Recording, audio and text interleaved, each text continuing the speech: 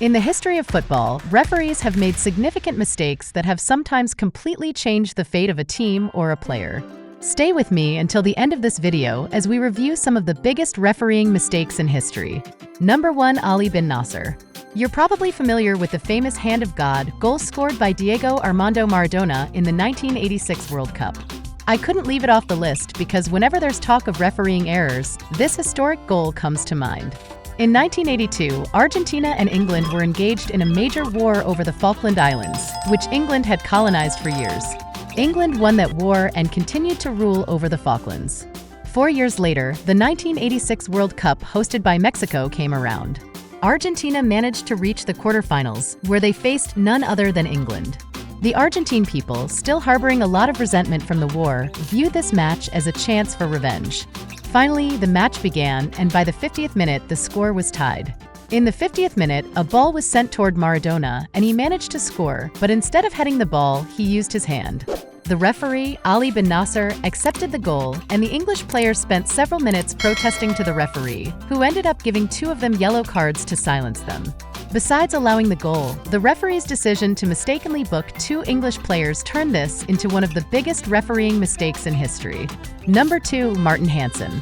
In the 2010 World Cup playoff match between Ireland and France, just as Ireland was close to qualifying for the World Cup, France won a free kick.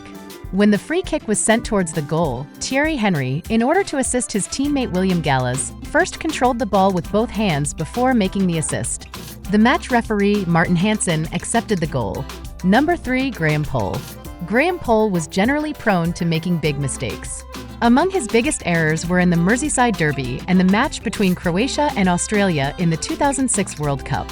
In the game between Croatia and Australia, Josip Simunik received 2 yellow cards from the referee but was not sent off.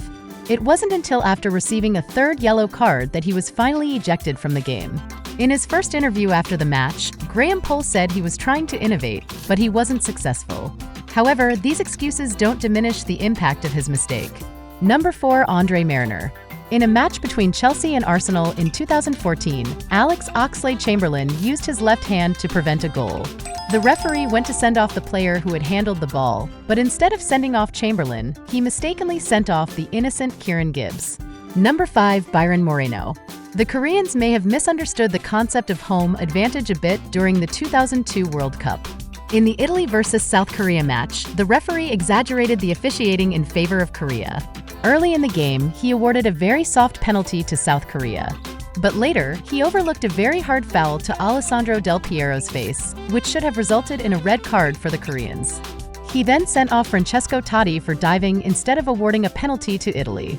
To top it all off, he disallowed Italy's golden goal in extra time, and South Korea went on to win the game in the 117th minute with a golden goal.